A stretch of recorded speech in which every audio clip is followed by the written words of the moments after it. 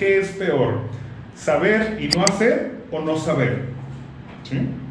Y ustedes me preguntaron que era peor saber y no hacer. ¿Se acuerdan? ¿Por qué? Porque muchas veces tenemos la información y no la aplicamos. Entonces recuerda que no es cuánto sabes, sino cómo lo aplicas. Eso es muy importante, ¿sale? Ahora me voy a ir, vamos a procurar no escribir nada, les voy a dejar una actividad hasta el final, donde vamos a englobar toda esta información, pero ya hasta el final les quiero platicar o les quiero compartir, exponer lo más completo de este tema. Ahora, les quiero comentar algo, yo no soy ni ginecólogo ni médico, ¿sale? Estudié el área de la salud, sin embargo, pues siempre me ha gustado mucho leer, ¿sale? Leo muchos libros al año, ya ni me acuerdo. Pero bueno, sí es muy importante esto, jóvenes, ¿sale?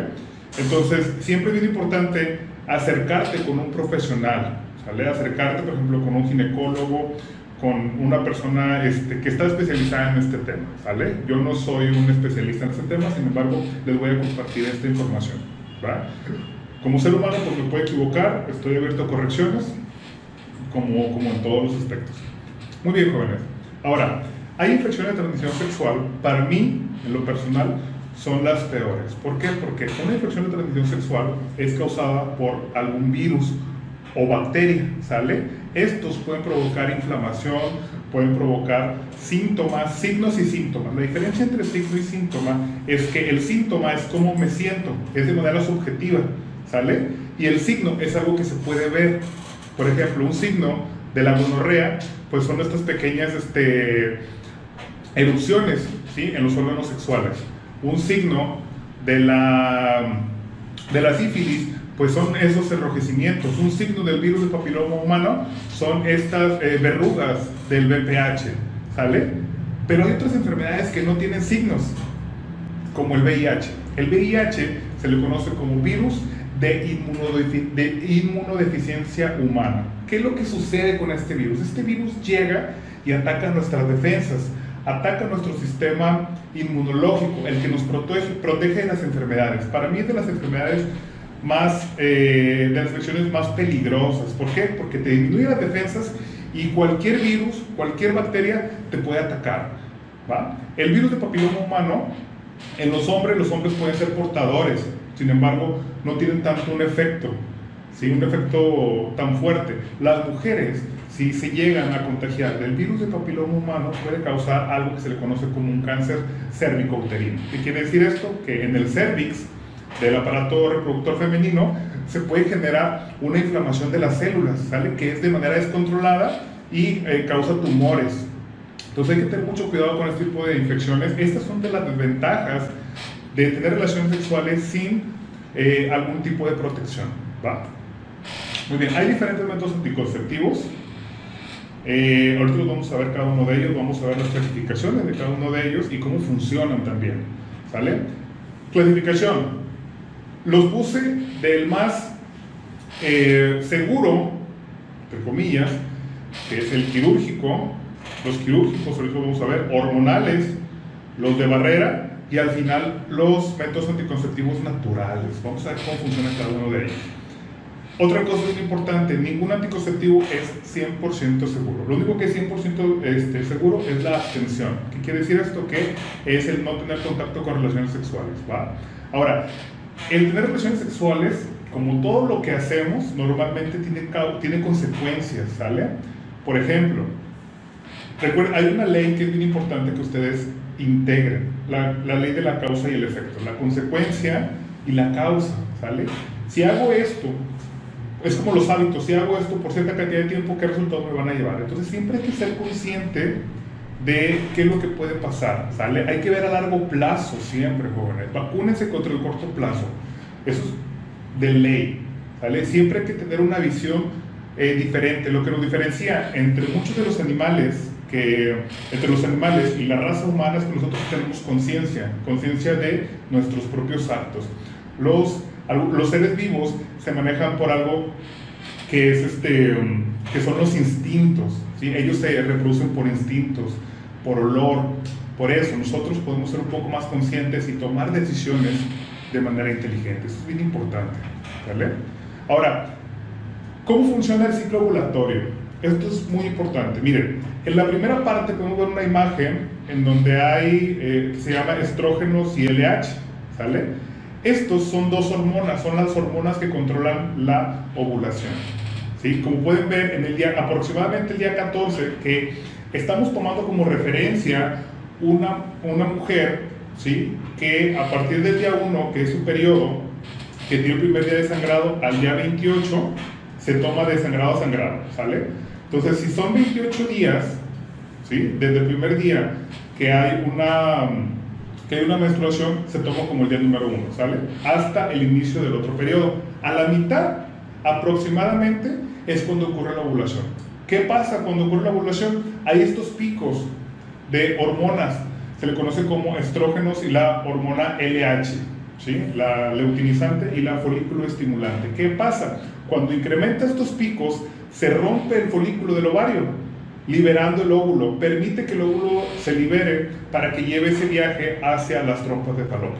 Después tenemos, en el lado ahí mismo abajo, tenemos una capa que se le conoce como endometrio, ¿sale? Quiero que vean, porque el endometrio en la primera parte, en la primera porción dice menstruación, quiere decir que cuando hay un sangrado, ¿sí? El endometrio se encuentra en el útero, son capas, ¿sí? Entonces cuando hay un sangrado, hay una eliminación de esas capas del útero, ¿sale? Entonces hay un sangrado, se desprende de esas capas y no permite que haya una implantación. Sin embargo, a partir del día 14 se va desarrollando otra vez esta capa. Si se pueden dar cuenta, o ahí en la imagen, se ven como los vasos sanguíneos, que están representados por colores rojo y azul, van incrementando su volumen. Quiere decir que entre más maduro esté esa capa de endometrio, puede llegar a tener una implantación, ¿sale? Entonces el endometrio que está en el útero se va preparando para una ovulación, ¿sale? Hay una menstruación, hay una descamación, se pierde esa capa, una capa más pequeña, y cuando se empieza otra vez el proceso de evolución, se va recuperando esa capa. ¿Para qué? Para que en dado caso que el óvulo se fertilice, o que el óvulo llegue y tenga donde implantarse, donde desarrollarse ese feto. Ahora, del lado derecho tenemos un ciclo ovulatorio normal, ¿sale? Bueno, no normal, porque en realidad no hay como que algo normal o así. Entonces, el ciclo ovulatorio se divide en 3 fases. La primera es el ciclo de menstruación. Es cuando ocurre desde el primer día de sangrado hasta que se deja de sangrar, ¿sí? En ese periodo, pues no hay endometrio, o sea, el endometrio pues se descamó, se eliminó todo por medio de la menstruación, y a partir de ciertos días empieza un proceso que se le conoce como fase lútea. Esta fase lútea es la que permite el desarrollo del endometrio para que se implante, ¿va? A partir del día 14, ¿sí? Que imaginando que fuera la mitad del periodo, es cuando estas dos hormonas llegan a un pico, se rompe el folículo del ovario y permite la liberación del óvulo. Es ahí, en la mitad del ciclo, en donde puede ocurrir un embarazo. Ahorita vamos a ver signos clínicos que se pueden tomar como referencia, ¿sale? Los métodos anticonceptivos naturales, se los puse aquí los más comunes. El primero es el coito interrumpido, el método de Billings, la temperatura basal y el calendario o el ritmo, ¿sale? El coito interrumpido es antes de que el hombre eyacule, que expulse el semen donde están los espermatozoides dentro de la cavidad de la vagina, ¿sí? Ese hombre, antes de tener esa eyaculación, se sale. ¿Para qué? Para que la eyaculación no se efectúe dentro. Sin embargo, hay un líquido que se conoce como líquido preseminal, quiere decir que es antes de la eyaculación y que normalmente se pueden quedar algunos espermatozoides dentro de las cavidades, dentro de los conductos. Ya habíamos platicado acerca de los conductos, del conducto deferente, de la uretra y de todo, ¿sale? Entonces, después está el método de Billings. El método de Billings es identificando un signo clínico. ¿Qué es el signo clínico? Es el moco cervical. Ese moco cervical tiene funciones, entre ellas el de lubricante.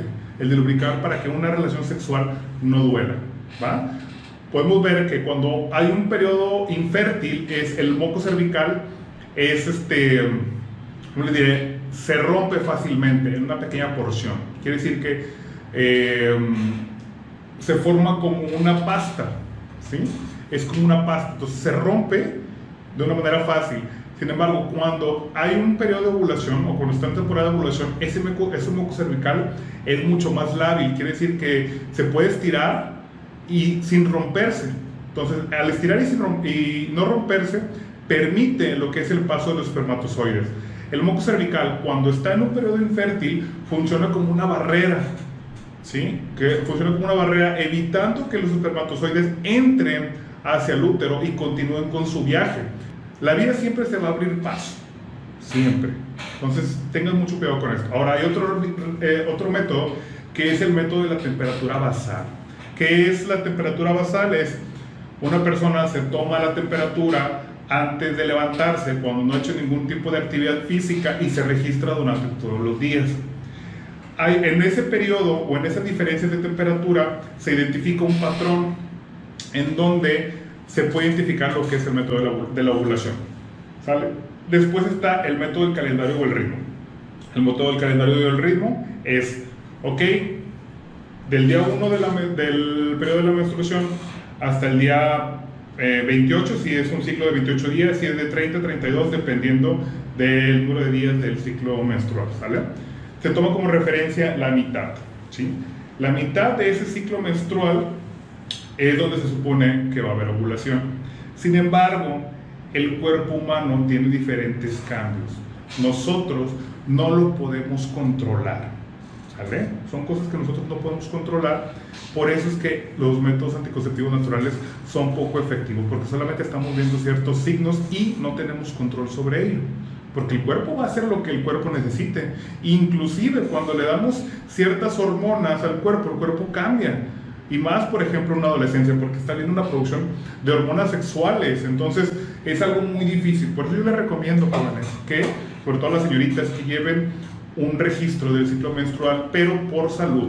¿Por qué por salud? Porque al momento de identificar ciertas variaciones en el ciclo menstrual, pueden ir con un médico y decirle, ¿sabes qué? Oye, estoy teniendo con este problema, ¿vale? Pero es bien importante que ustedes se vayan analizando, que vayan identificando este tipo de signos en ustedes como personas, ¿vale? Después tenemos lo que son los métodos anticonceptivos de barrera. ¿Cuáles son los métodos anticonceptivos de barrera? Evitan el paso de los espermatozoides hacia el útero, ¿sí? Que vayan el viaje, que lleguen y encuentren el óvulo, ¿sale? Para que no se fecunde. Estos métodos anticonceptivos de barrera, sobre todo los preservativos o el condón, femenino y masculino, como tienen una capa delgada, como tienen una capa de plástico, pues también protegen de las enfermedades de transmisión sexual.